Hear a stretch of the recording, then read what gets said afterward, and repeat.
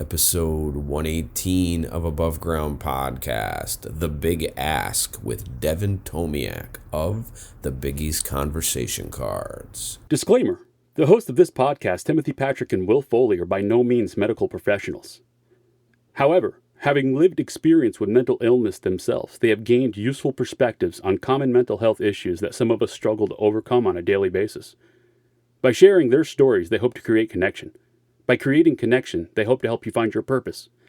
And through purpose, we can all begin to build the foundation for positive mental health. This is Above Ground Podcast. Are you ready to lace up your boots, throw up your horns, and jump into the pit? Then let's stomp the stigmas of mental illness. It's time for Above Ground Podcast. Now, Will Foley and Timothy Patrick. Hey, what is up, everyone? Welcome to Above Ground Podcast Interviews. What's up? You down with TPP? Yeah, you know me. This morning, we are joined by Devin Tomiak, who is the CEO, I will say, of the Biggies Cards. She started the company, the Biggies Cards, which are conversation starter cards for youth empowerment after losing her brother to suicide. And we are so excited to have her. There's a local connection too. Her husband's from Troy. It's just the universe talking to us, man. Devin, thank you so much for being here this morning. How are you? I'm great. I'm so excited to be here. I feel so honored and excited to be a part of what you guys are doing. It's incredible, and I'm thrilled. So thank you. Just start by talking about my brother. He died by suicide almost 7 years ago, and his death was like this shocking and utterly tragic twist of fate that left me and really everyone who knew him reeling. He was 28 and he'd never before threatened suicide nor made an attempt. He was this guy who was just super charming and witty and fun-loving and handsome, and he was really supported. Like we have two of the most loving and devoted parents imaginable, and me and my siblings are super tight, and Grant had, a gazillion friends and, good friends that he had since kindergarten. And he was just this kind of force of just like great energy. And he'd actually found some success at a young age as a chef in Houston. He went to culinary school right down the street from you guys in Poughkeepsie at the Culinary Institute. And, he was this guy who, like, at 12, he was watching the Food Network. And that was before people were actually watching the Food Network. He kind of discovered his passion at a very young age and pursued it. So after high school, he had gone to culinary school, and then he cooked in New York City and in Napa Valley. And then he came back to Houston and just made a big splash at a young age. He got a job as a line cook at this pretty, preeminent restaurant. And Houston is, they have a vibrant culinary scene there. Yes, that I'm familiar with. Yeah. And he just climbed the ranks really quickly, and next thing you know, he was executive chef, and he was nominated for a James Beard Award, and he was in Forbes 30 Under 30 for food and wine. And wow, that comes with a lot of pressure too, boy. Wow. He always seemed to be handling it with grace, and he was a lighthearted guy. He ended up leaving his job, and he was on the brink of opening his own restaurant with these two partners that were also awesome people. And then he died. And that was all, I guess what I've just explained was all kind of on the surface. He seemed like not someone you would expect that from. In the background, he had been diagnosed with MS 4 months before his death, and no one knew. His family knew. And I don't know if you guys are familiar with MS, but I think it's like if you have MS, you have a 7.5 times higher likelihood to die by suicide than someone in the general population. And when I found out, my mom had called and told me, oh, Grant got this diagnosis, and I knew he had been going to the doctor and he had had some health issues, but he wasn't sick. Like, he wasn't visibly sick. He was going on with his life. But I had looked it up online, and I had kind of like learned that about the suicide risk. And I had said to myself, like, oh, okay, that's something we need to be aware of down the line. And as it turns out, it's like, you're most at risk during what you call transition points, diagnosis being one. Yeah, hospitals, coming out of the hospital following a hospitalization is another one, is a very difficult one too for people who've been hospitalized for either attempt or for a crisis. And then that few weeks in between is a very dangerous time for often a lot of people. Right. And, Grant wasn't like he was dealing with some depression. It hadn't been something chronic in his life, but it was something he was dealing with, then, and he was, seeing a therapist for that. And he was on different sorts of drugs to try to figure out what was the right kind of cocktail of medications that could help him. And, yeah, so it was just like mind blowing. And for me, at the time, I was pregnant with my second son, and I was, losing my brother was obviously like the rug being pulled out from underneath me. And not only that, like, it's just like this loss of this major part of your life, someone who you love more than anything. And then there's also the fact that, like, I had this worldview that, if you have all of your ducks in a row and, you're not dealing with, let's say, drugs and alcohol, and you haven't been depressed for a gazillion years. And, I had these like ideas in my head that someone like Grant, like, why would he die of suicide? Like, how could he fall victim to that? And cerebrally, like, I knew that suicide can affect anyone, it's scary how it affects just so many people. And it can, and anyone could succumb to that in a way, but it's like, I didn't really believe that. And so it just like scared the hell out of me. Especially because I was a parent and I was, pregnant again. And I'm like thinking like, oh my God, if this could affect Grant, who seemed to be like a very well-adjusted person, what was keeping it from infiltrating my life in other ways? Like, what was keeping my other family members and my dear friends safe, And so I was like on this soul searching mission for a while, just trying to make sense of it, because I couldn't make sense of it.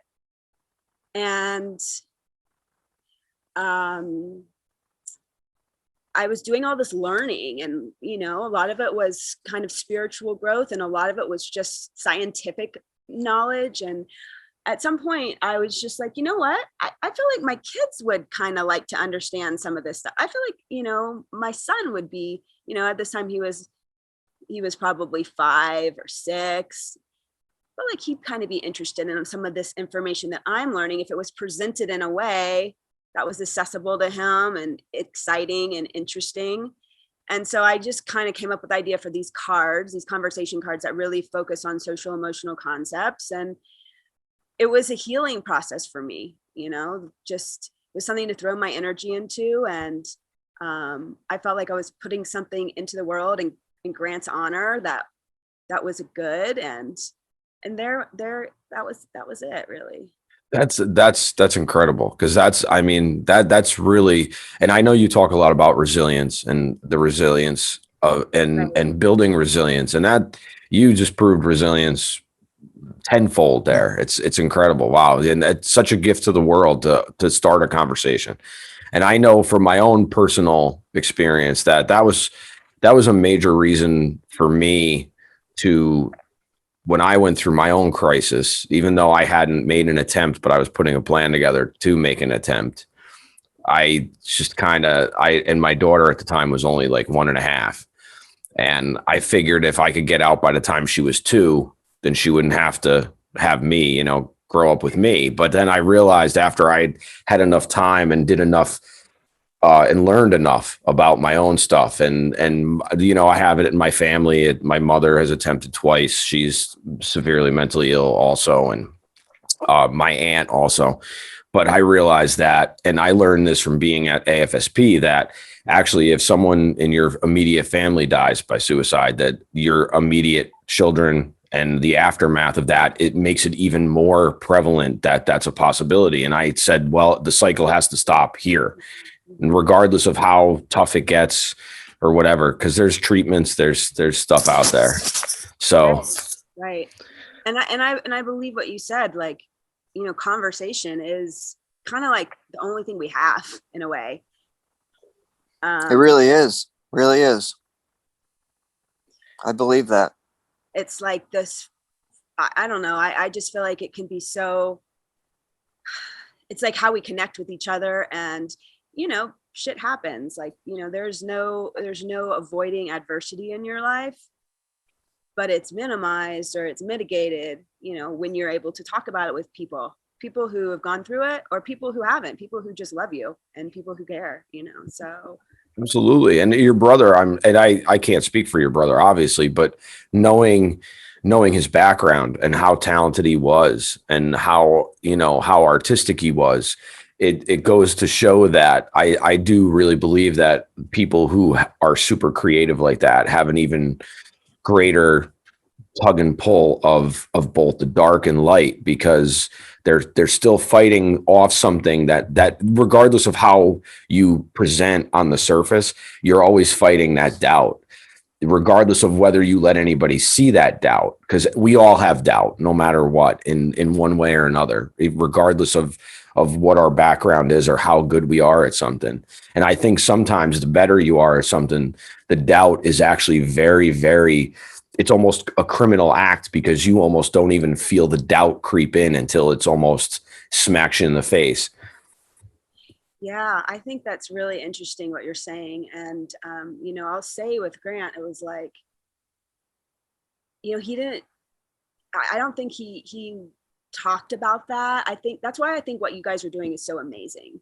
It's because you guys are talking about stuff that people don't talk about on the reg. You're talking about things that are like pushing deeper. And I feel like one thing with Grant is, it's like when he got his MS diagnosis and he didn't want the world to know. And I just remember, calling him up after my mom had told me and being like, hey, I'm so sorry to hear, about the diagnosis or whatever. And he's like, oh, it's okay, Devin. Like, don't worry about it. It's not a big deal.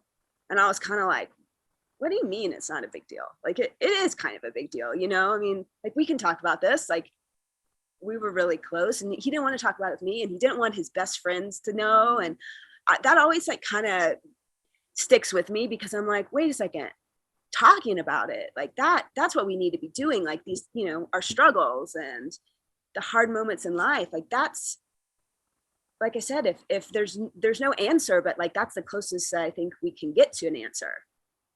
That's why it's important for people like you to share your story, because particularly this story, I find it, I'm lost for word, but I'll say fascinating that, and this isn't the first situation that we have encountered with this kind of outcome, where you have a person who is talented, who is loved, has a good family unit, has their ducks in a row, as you would say, and then this tragic outcome.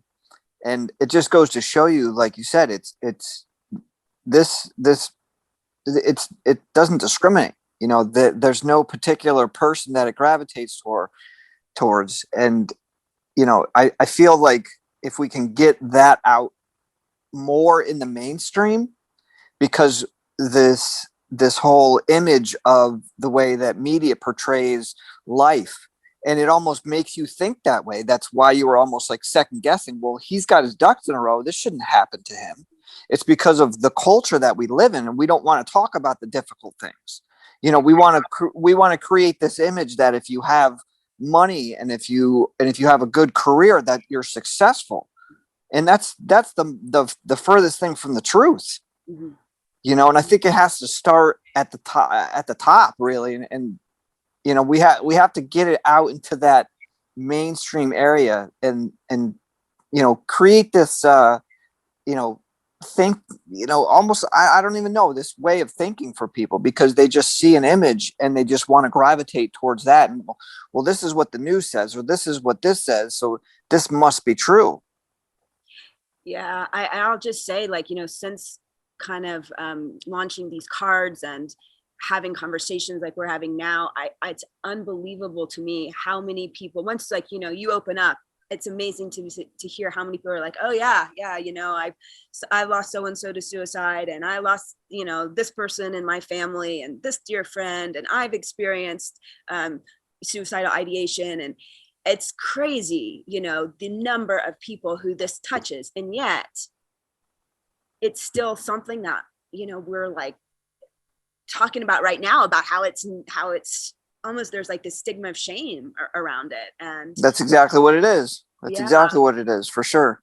People call it the elephant in the room, but I'd actually like to change that to the great white in the room, because the thing about it is an elephant is a very serene animal, and an elephant will, you know, charge you when provoked, but I think it's even more sinister than an elephant, because a shark will literally surface the water and chase you down if and this is that type of thing. It's a predator, and an elephant is not not your traditional predator. So it's more the great white in the room, because if this thing bites you, it can cut you in half and it'll take your life. And that's part of and that's why it's so great that you're doing what you're doing. And especially because Tim talks about it all the time. We need to start, like, I know we talk about the top down, but it actually really starts at the bottom. It starts with us, because we obviously see the way this world is being portrayed, and the way our outside world has been literally co-opted in the last year and a half.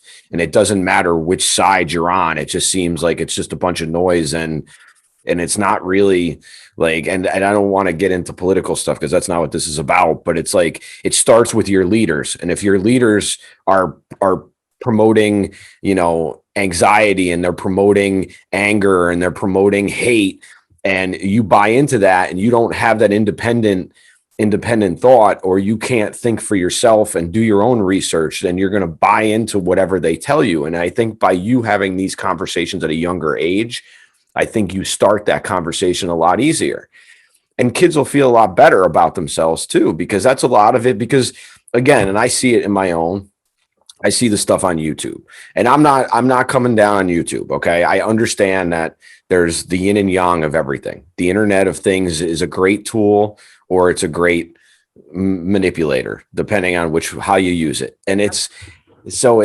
doesn't really matter. It's a matter of people needing to be able to realize that they're being manipulated, and then being able to actually separate themselves and say, is this really true? Or am I just going to go along because this guy looks like me, and this guy acts like me, and this guy says things that I wish I could say? Because we've kind of been given a card to be an asshole, and it's okay to be an asshole, when it's really not okay to be an asshole.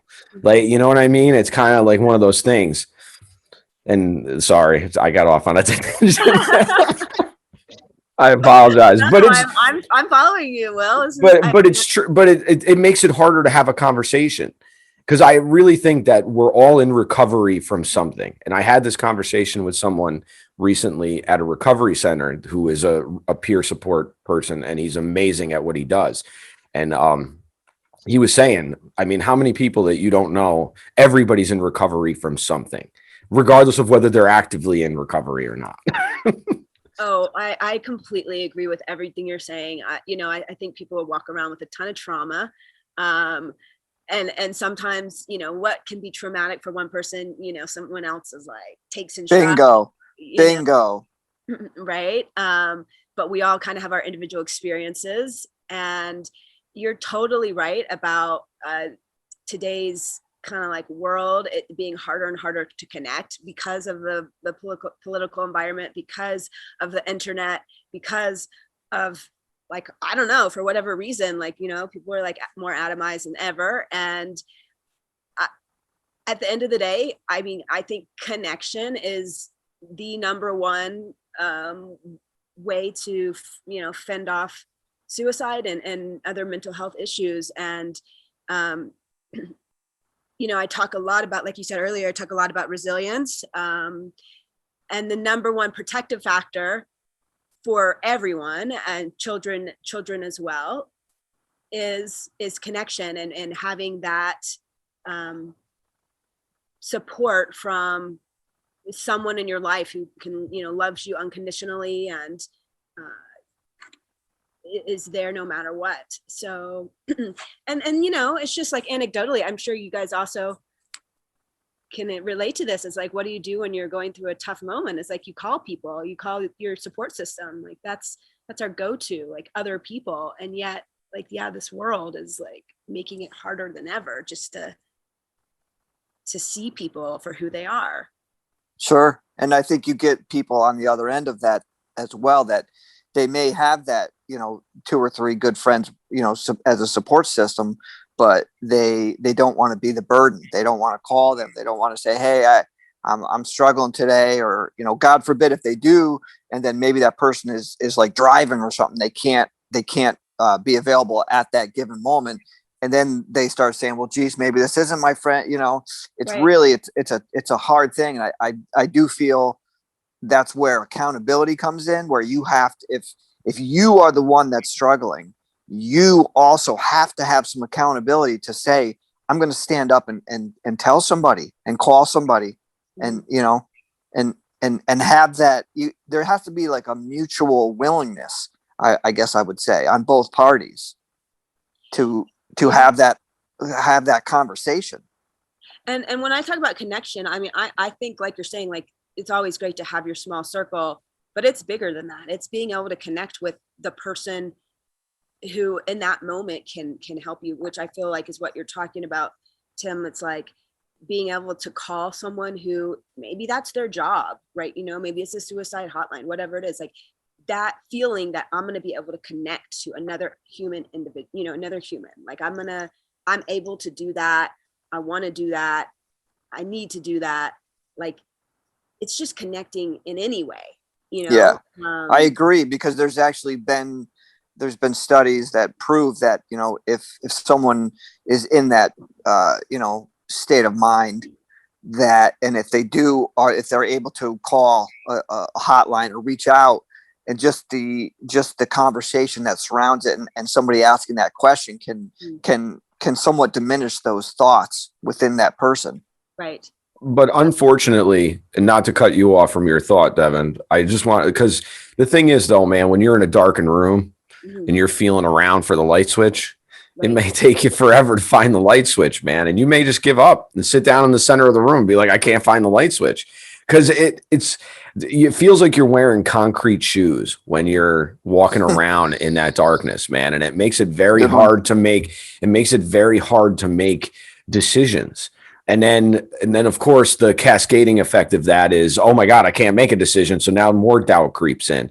And I'm just speaking of like from my personal experience, because like we like to talk about reaching out, and truthfully, yes, it's important to reach out. I'm glad that I reached out at certain different times. And like Tim and I are struggle buddies. Like that's what we call each other. Cause generally I can tell when he's struggling and he can tell when I'm struggling, and sometimes we're struggling at the same time. So we can sort of tell when we both are, because neither one of us is very communicative about anything. But I'm never at a loss for words generally, but I do think it's hard. I do agree that there's a certain amount of self responsibility, but it's also hard to make that first step for people often.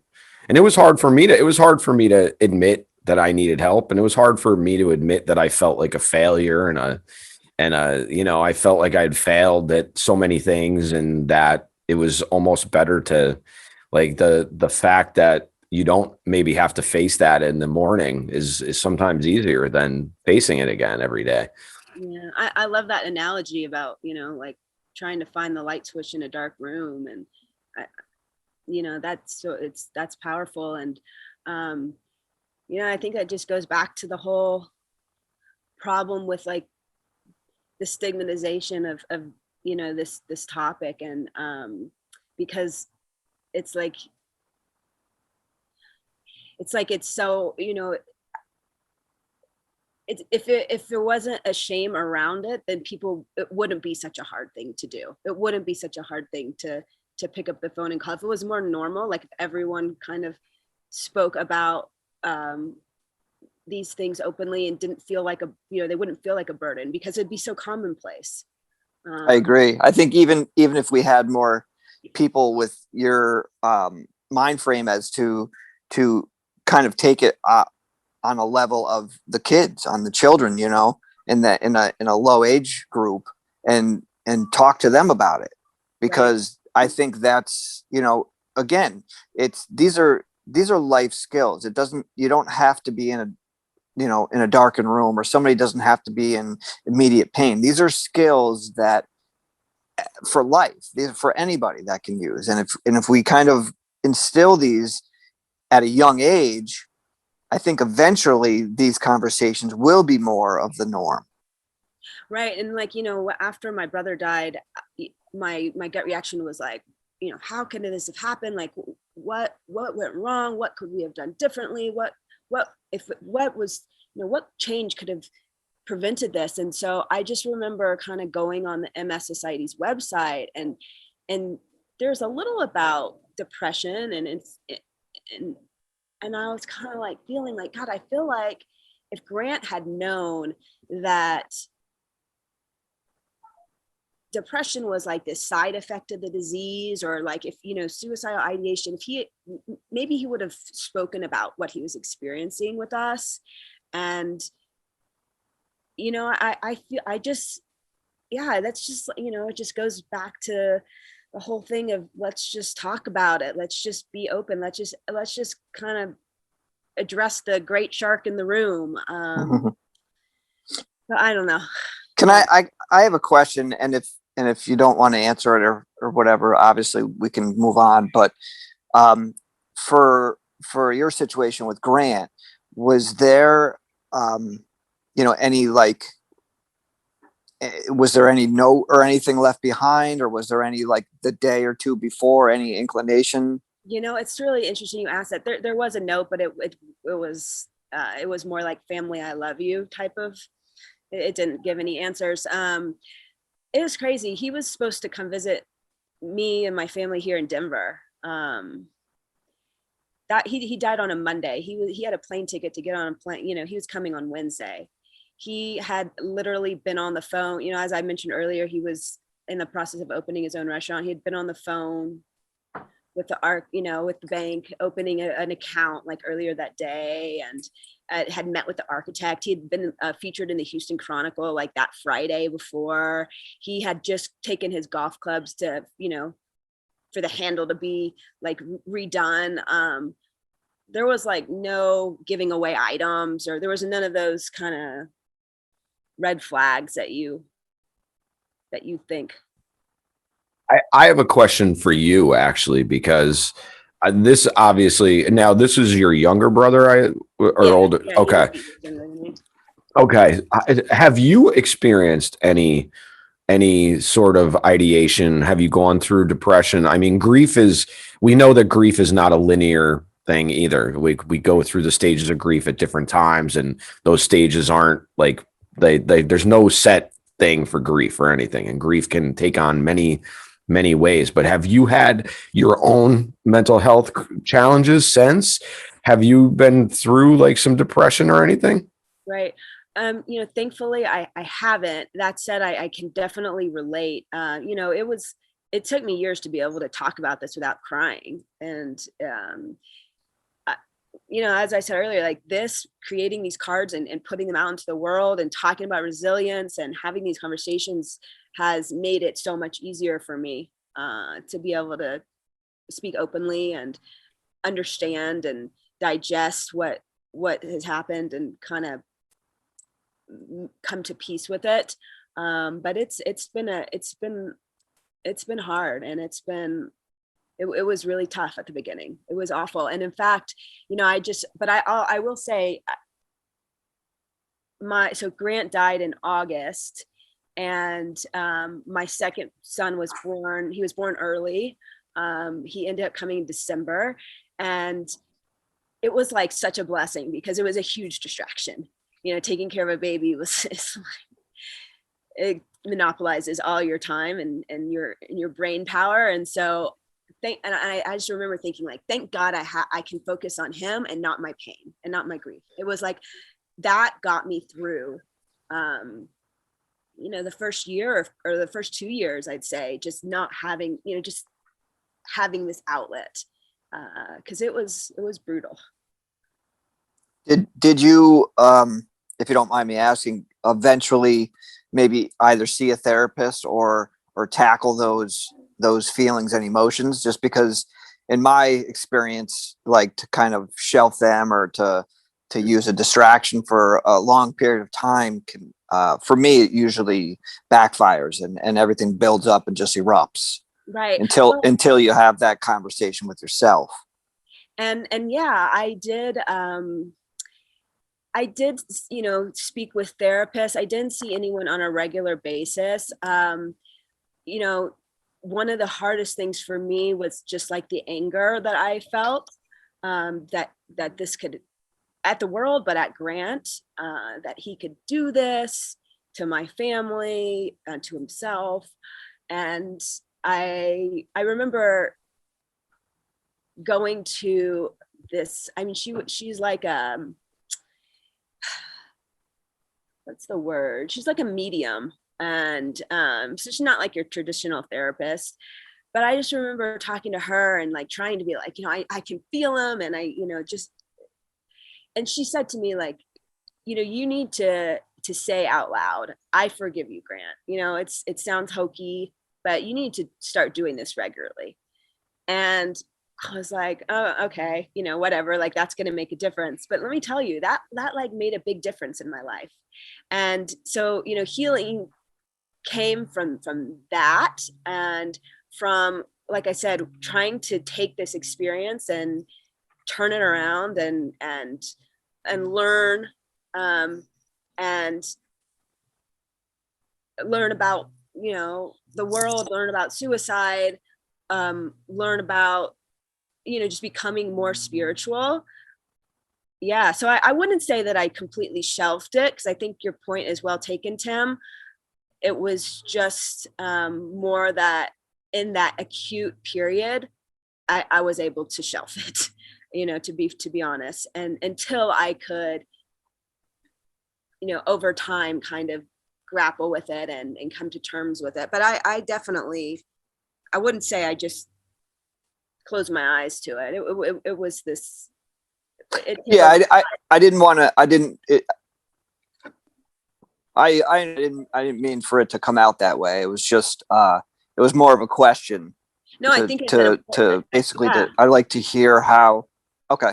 Absolutely, I think it's an important point, and I just didn't want you. I don't. Yeah, no. I'm glad that you brought that up, because you're right. Like it kind of sounded maybe like I just shoved it under the rug. But it was more like, well, and it wasn't necessarily. I think we all do. I think as a culture, I think that's what we do. Whether we turn to work or whether we turn to love or drugs or food, mm-hmm. whatever. Timmy's freezing up on us there. It's what's that? Will? Dude, you freezing up on me there. Oh. Sorry. I'm sure it's all good, but I can't stop you from freezing up. Yeah, but no, I think you're right though. Like it is like distraction is both. I think personally it can become unhealthy, but it was healthy for me, you know, or it helped me at least to get through those really rocky, you know, the first year or two. So but you're Excellent. right, that's definitely something that can go the other way quickly. Absolutely. I learned Right. I learned about myself. We just passed, like, we're into 100, like by this time we're into like 100 and something episodes. And I realized that distraction becomes avoidance for me. And I've learned that my avoidance tactics aren't very beneficial all the time. Mhm. But it's taken a long time to learn that. And I realized that, it was the way that I was taught as a kid to avoid things. Like, you just kind of, like, you either just don't deal with them, or you deal with them on a surface level until that great white shark comes up and taps you and says, "Oh, I'm here. I'm coming Yeah. for you." Oh yeah. And I'm like a person who kind of at the end of the day has a hard time. Like I'm real straightforward. I'm real like I like there's not much, I don't do much like avoiding naturally, you know? So if I'm able to avoid a little like that, that's helpful to me, because otherwise like I just get into something and like don't get out of it, you know? Sure. And that's kind of my personality.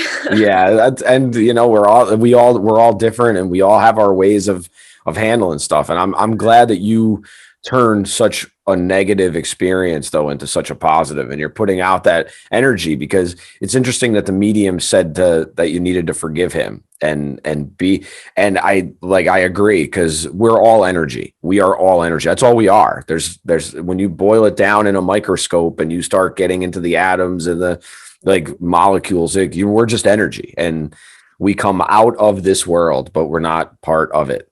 So it's absolutely important to say I forgive you, or to say thank you, or whatever, if depending on what the situation is. Yeah, no, yeah, totally. Yeah, it's wild, right? Yeah, With it's incredible. It's crazy. It's crazy what the universe will put in front of you if you're paying attention to it. Not Mhm. everybody pays attention to it. Some of us just got blinders on, and we just got to go, go, go, go, go. So Yeah. well, Yeah, it's I funny. think it's fascinating. So go It's ahead. funny. No, it's just funny to talk about the universe. I just want to rewind for a minute. And when I first, how I first, I guess, was introduced to Devin, not personally, but like I was just scrolling and I saw an article, and it was attached. It was on the AFSP page, and it was the Building Resilience in My Children um, article that she wrote. So I read it, and it was, I think it was around the time where we were actually doing an episode on resilience, for one. And then I had a design that I was working on, and she used a word that I needed to fit into my design. And I used that word, which is autonomy. So I think that whole universe thing was definitely played its part in this, for sure. Yeah, I'm a believer for sure. Can you share with us and everybody about? I know we mentioned about the Biggie cards. Can you kind of just go a little bit more in depth as to what you do and what they are? Sure. So the cards are designed for elementary aged children and their families, or to be used in a classroom as well. And they are different from other conversation cards because they are kind of like a glorified conversation card. They're physically big. They're like 6 inches by 8 inches, and each card focuses on a different social emotional concept. And then they fall within 5 categories, which I'm probably going to forget the 5 categories: body, mind, spirit, heart, and world. And the idea is that each card kind of has a hook, because I mean I kind of just, when I was creating them, I just thought, well, what, how can I get my son to talk about these things? And he's a really curious kid, as are kids in general, I'd say. And so I wanted to make it like each card has a hook, as I call it, which is something that is a fun fact or some bit of science, or a quote from some kids movie or famous figure. Some of them have silly exercises. They each have like a thing to reel the child in.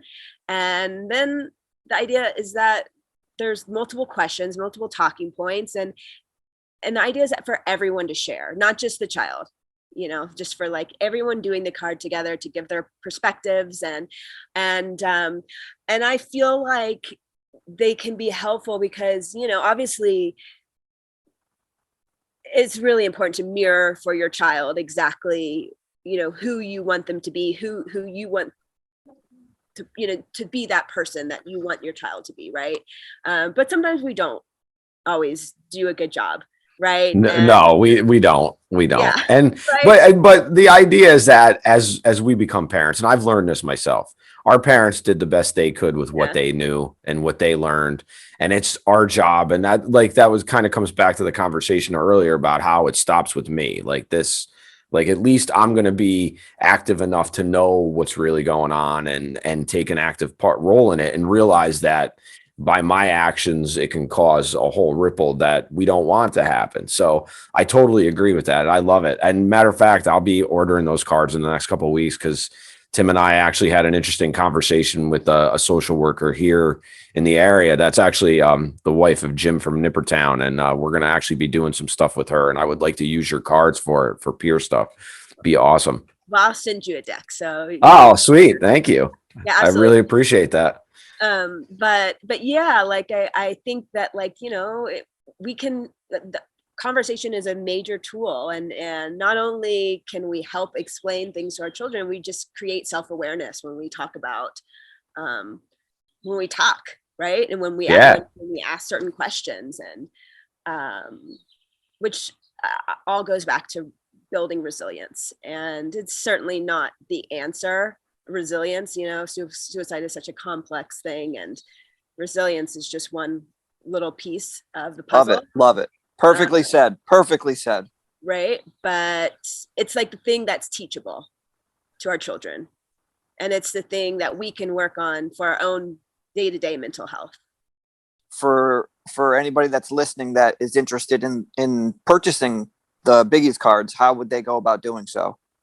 So the website is thebiggiescards.com, and you can find them there, and you can also follow me on social media and access the cards that way, which is my handle is @biggiescards. So yeah. Great. Awesome. I love it.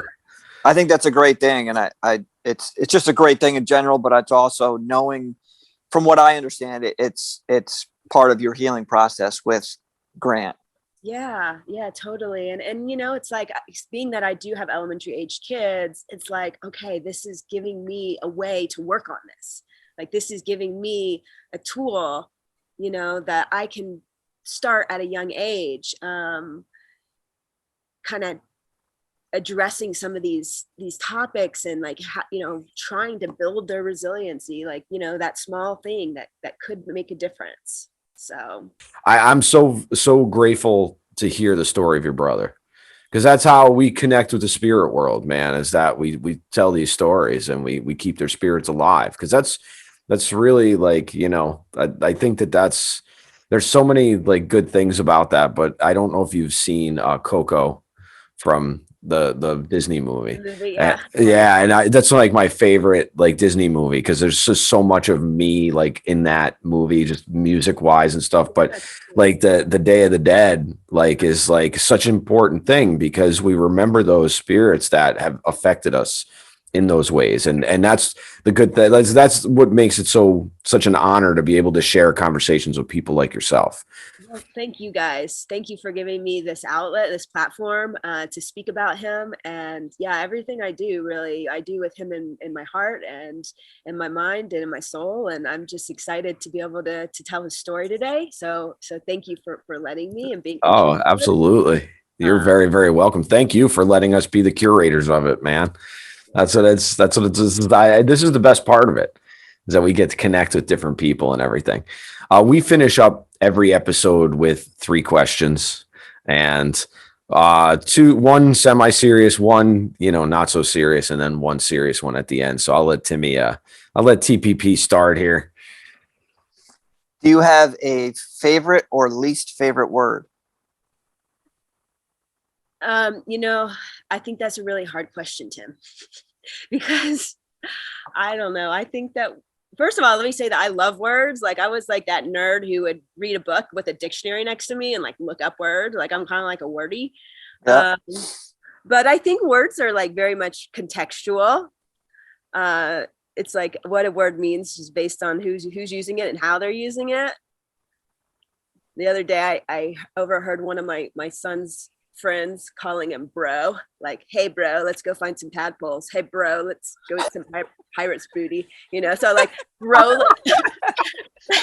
it like brought me so much joy, like hearing this, so funny. But bro, like as a word, it doesn't really do it for me. It's not very exciting, so I would say, like, to answer your question, words that bring love into the world, that bring about positivity and growth and support of others, love of others. Like, those are my favorite words that basically put negativity and just like bleh into the world. Like, those are I hate those words.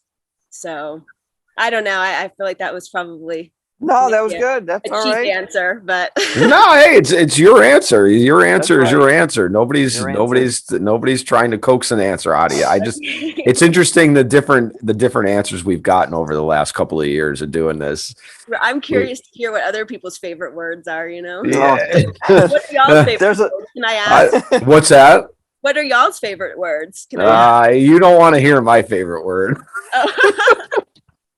It's a 4-letter word that can be used in every way possible, and unfortunately it sounds like a cheap answer, but it's a very versatile word. Yeah. And that was my favorite, and I felt like I cheaped out on the answer too, because I love words, and as like a singer and songwriter, like, words are really important. And and not to get off topic, because I meant to ask you this. I think because you talk about resilience, and have you ever heard of The Work by Byron Katie? No. So Byron Katie is a writer. She's written some amazing books, and she wrote a book called The Work, which is all about doing like shadow work. But on her website, The Work, you can get a list of positive and negative emotions. And I actually print this out for our peer groups. On one side is like a complete list, not a complete list, but her complete list of positive emotions and all the words that you can use to describe something. And I think part of it is that we're not taught a language to describe how we're feeling. We only know the surface words of I'm scared, or I'm angry, or I'm, we know the curse words, like I'm pissed off, or I'm, but it's like we surfacely only have so many words to describe our emotions. Mm-hmm. Like, we're either happy, sad, angry, or, you know what I mean? And I think we need to develop a language of words that is usable for people and stuff. And I think by having like your cards, it probably actually gives people a different language to describe. Well, it's crazy, like, I feel like the English language is kind of limited in some ways. And, I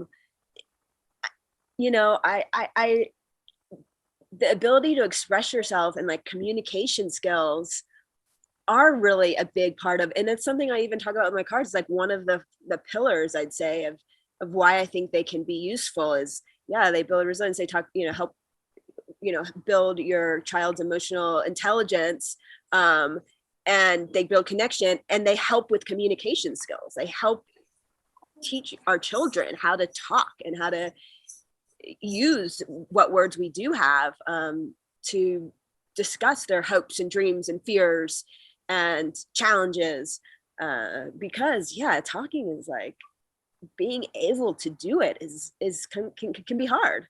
Absolutely. I agree. So now to get back the train back on the tracks now. So the second question is cat, dog, or other?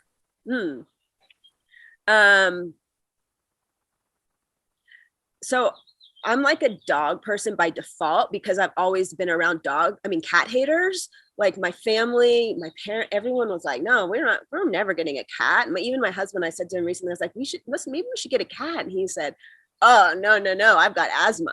Like, there's no way we can get a cat, so we kind of put the kibosh on that quickly. So, and I love dogs, but like, I see people out here in Colorado walking dogs, and it's like 7 a.m. and it's cold. And I'm like thinking, oh God, that looks brutal. So I'm like, a cats. But meanwhile, I'm also like this person who, my husband says it's like I plan for the best. So like in my ideal world, and like when I dream of having a cat, it's like kind of like a cool cat that's not snobby and doesn't like pee all over your house. It's like a dog cat. So my answer is like dog. I'm a cat. dog person. I'd have a dog cat. I'm with you on that. Timmy wouldn't have anything with a cat in it. Fernando, I'm gonna send Fernando your way, dude. Is Fernando a cat? Or Fernando is my cat. okay. When my wife and I moved in together a long time ago, we adopted our first cat, and we adopted 2 more following that. And they lived up until the last one passed away in 2020 during COVID. And we weren't going to get another cat. And then something happened where a friend of my wife's had a litter of cats, and they had one left, and she had his sisters, and we decided to take him. And I've watched this little guy in a year go from a kitten to a full grown cat. And I realized that, we'll probably never be petless at this point now, because like our cats all lived to be like 16, 17 years old. So, but it is, I love him, and he always makes an appearance. He's shut out of this room though right now. So yeah, now he's shut out. I have to shut the doors to keep noise out and stuff. So, okay. All right, Timmy, take us home, buddy. Take us home. Okay. So if there was one thing that you could do, or that you would like to see done to mental health as a whole without any kind of restraints or restrictions, what would it be? That schools teach the tools to make people, kids emotionally intelligent in the same way they do to make kids, intelligent academically. Yes. That would be, they'd be on equal footing. That's it. Love it. Yeah, you're speaking Tim's language. Tim's always big on that, which I understand. I get it. I've been to a couple PTA meetings where I've heard, and this is at the high school level, because there was some stuff that was like our district puts on like some meetings, like this is pre-COVID obviously, but where, parents were talking about their kids struggling. And it's like, to listen to some of these parents feel like they don't have the support, even though there's a certain amount of supports in our district. We're fortunate that we have a good district that has supports, but you don't have those in some of the inner city schools, and they're trying to build that up. So it's important. And I think it's important for children to feel like that they can have somebody to turn to one way or another. Trusted adult, trusted teacher, if they can't turn to home, you know what I mean? Because a lot of kids don't have that. And we found that out in the last year. Oh, sure. Yeah. And I feel like schools are, of course they're teaching skills and. But are they? But are they? Well, they're trying to, right? They're trying. And that's not a put down. Okay. That's not a put down to teachers whatsoever. Cause we have a lot of I love teachers. No, it's the system itself. It's the system. The system is built to indoctrinate and not teach them how to think, but tell them what to think.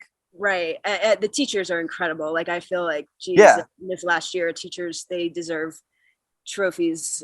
Absolutely. Like, they're incredible. Not meant to at all disparage teachers. I agree with you, Tim, that it's the system. And I guess I just feel like school shouldn't necessarily completely be a domain to learn these hard skills. The soft skills just need to be taught, and they just should be a part of it in just the same way.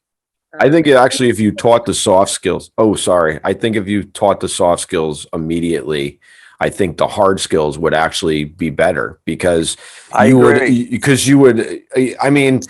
you can teach anybody to fill out a check, you know what I mean? But to teach somebody how to communicate that, I need to fill out a check, that's a totally different thing. So. Oh, absolutely. I think you're right. The hard skills would be all the more easy to teach and absorb for the kids with those soft skills under their belt too. Yeah, agreed. Devin, thank you so much for being here. It's been such a pleasure getting to meet you, connect with you virtually. Big virtual hugs. Big thumbs up to your husband. Tell him Troy is still the same as it was when he left.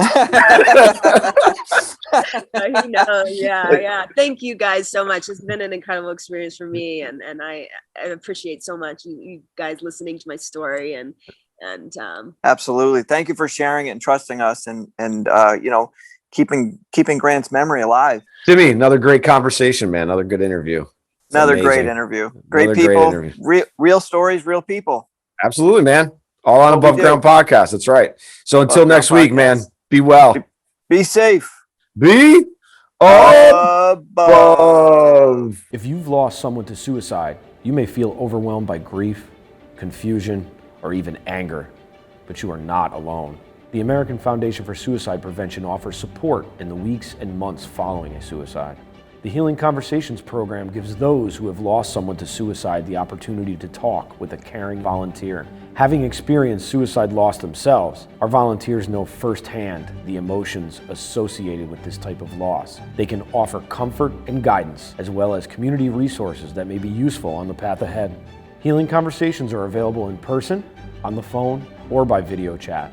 To learn more about the American Foundation for Suicide Prevention and how to schedule your own healing conversation, please visit afsp.org/healing conversations.